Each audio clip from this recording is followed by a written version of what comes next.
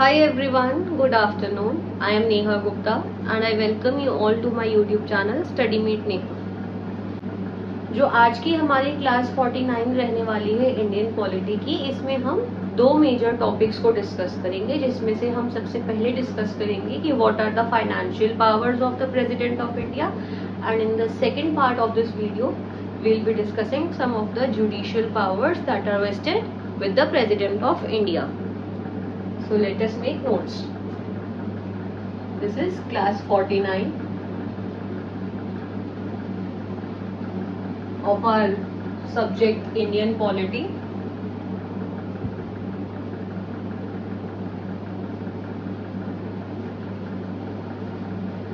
मैं पहले ही बोर्ड की दो डिवीजन कर रही हूँ.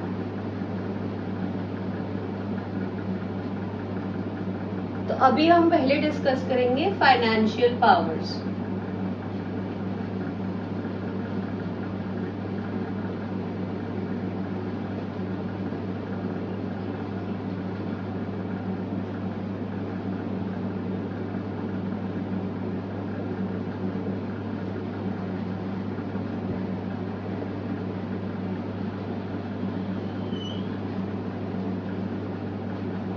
सबसे पहली फाइनेंशियल पावर तो यही है कि आपको पता है हर साल हमारा यूनियन बजट को प्रेजेंट करा जाता है, एंड उस बजट को प्रेजेंट करने का ऑर्डर कौन देता है? हमारे प्रेसिडेंट ऑफ इंडिया ही उस बजट को प्रेजेंट करने का ऑर्डर देते हैं before the parliament of India. तो हम पहला पॉइंटर तो यही लिख लेते हैं, orders to present the union budget.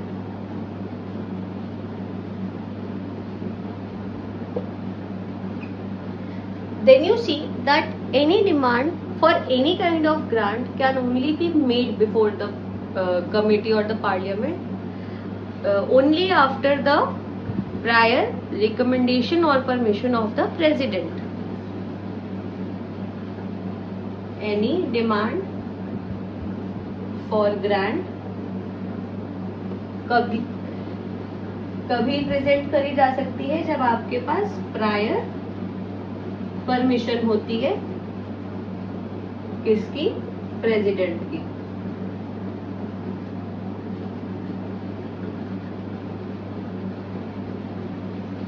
Then you see कि जो हमारे जितने भी टैक्सेस कलेक्ट करे जाते हैं वो क्यों कलेक्ट करे जाते हैं कि जिससे जो हमारी कंट्री है उसको चलाया जाए. मतलब चलाने के लिए पैसे भी तो चाहिए होते हैं ना, एंड वो पैसे कहाँ से आएंगे? वो यहाँ पर जो रह रहे लोग हैं उन्हीं से आएंगे, उन्हीं के काम करने के लिए. गवर्नमेंट अपने आप से कहाँ से पैसे लेकर आएगी? तो उस रिगार्ड में हम ये देखते हैं कि जो हमारा फाइनेंस कमीशन है उसको कॉन्स्टिट्यूट कौन करता है, उसको कौन बनाता है, उसके मेंबर्स को कौन अपॉइंट करता है? हमारे प्रेसिडेंट ऑफ इंडिया ही अपॉइंट करते हैं हर 5 साल के इंटरवल में.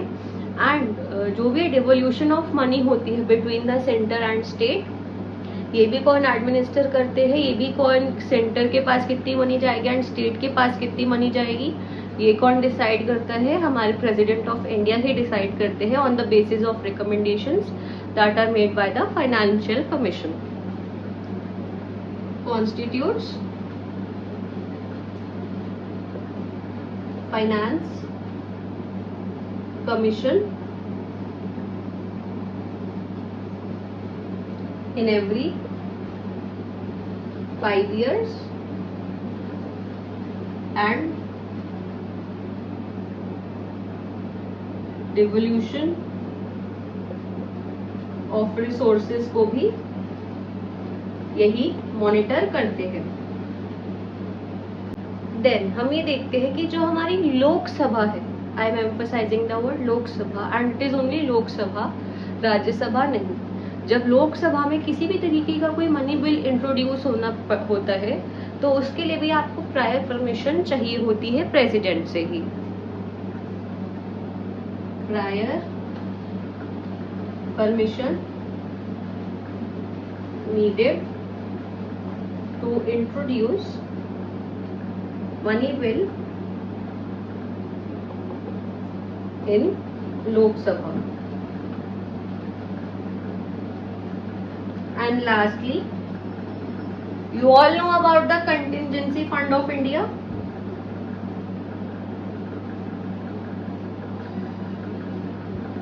जिसके बारे में जो जिक्र करा गया है वो हमारे आर्टिकल 267 में करा गया है। कंटिजेंसी फंड का सिंपल मतलब क्या होता है, हम सारे लोग पैसे कमाते हैं और जो हम में से कुछ समझदार लोग हैं वो जो पैसे कमा रहे हैं वो सारे के सारे सिर्फ खर्च नहीं कर रहे, उड़ा नहीं रहे हैं, वो कुछ कुछ अपनी सेविंग्स भी क्रिएट करे जा रहे हैं, क्योंकि हमें नहीं पता फ्यूचर में आके क्या हो जाए। फ्यूचर बहुत ज्यादा अनसर्टेन होता है एंड कोई भी अनफोर्सीन कंडीशन कभी भी अराइज हो जाती है। तो जो हमारी सेविंग्स होती है, कुछ तो हमारी प्लान सेविंग्स होती है कि हाँ जो मतलब बड़े लोग हैं जिनकी शादी वादी हो चुकी है, तो दे आर लाइक कि हमें ये पैसे इसलिए बचाने हैं क्योंकि हमें आगे अपने बच्चों का फ्यूचर सिक्योर करना है या फिर हमें अपना एक घर खरीदना है, जो भी। एंड कुछ फंड्स हम ऐसे क्रिएट करके चलते हैं कि यार हम हर महीने इतना इस फंड में कंट्रीब्यूट करेंगे, क्योंकि वी डोंट नो कि हमारे प्लान जो एक्सपेंडिचर्स हमने सोचे हुए हैं उनके अलावा भी कोई एक्सपेंडिचर्स अराइज हो सकते हैं। तो जो ये वाला जुड़ा हुआ पैसा है ये उन चीजों पर हम खर्च करने के लिए रखेंगे। आप कितनी भी लाइफ इंश्योरेंस पॉलिसीज लेते हो तो आप यही सोच कर लेते हो ना भाई फ्यूचर तो अनसर्टेन है, हमारा कभी भी कुछ भी बुरा हो सकता है। एंड उस टाइम पर अगर उस प्रेजेंट मोमेंट पे हमारे पास उतने पैसे नहीं हुए जितने खर्च करने के लिए जरूरी हो, तो आप इसीलिए वो सारी पॉलिसीज और खरीद कर रखते हो कि हाँ एक बारी तो हमें वहां से पैसे आ जाएंगे। तो इसी तरीके से हमारा कंटिजेंसी फंड ऑफ इंडिया भी बना हुआ है। एट प्रेजेंट उस फंड की जो अमाउंट है वो कितनी है, 500 करोड़ की है।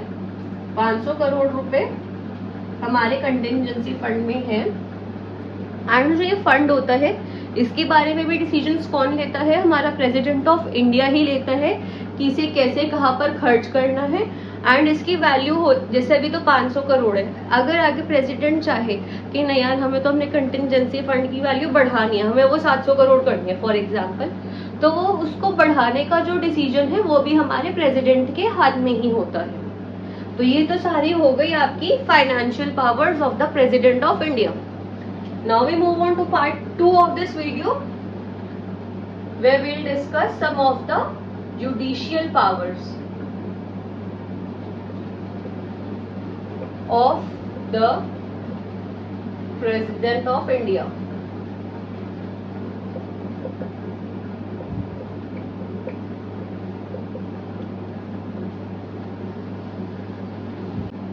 तो when you talk about the judicial powers of the president of India, तो हम ये देखते हैं कि जो हमारा प्रेसिडेंट है अगर उसको ऐसा लगता है कि कंट्री में ऐसा कोई भी मैटर अराइज हो गया है relating to the law and वो पब्लिक इम्पोर्टेंस का है, मतलब जो हमारी पब्लिक को इफेक्ट कर रहा है किसी ना किसी तरह, या फिर कोई ऐसा डिस्प्यूट अराइज हो गया है, तो वो उस सिचुएशन में सुप्रीम कोर्ट ऑफ इंडिया को बोल सकता है कि आप इस पर मुझे सलाह दो। मतलब वो जो सारा मैटर है वो सुप्रीम कोर्ट के साथ वो डिस्कस कर सकता है, चीफ जस्टिस एंड जो भी जजेस हैं कोर्ट्स के उनके साथ वो डिस्कस कर सकता है एंड उनकी सलाह ले सकता है।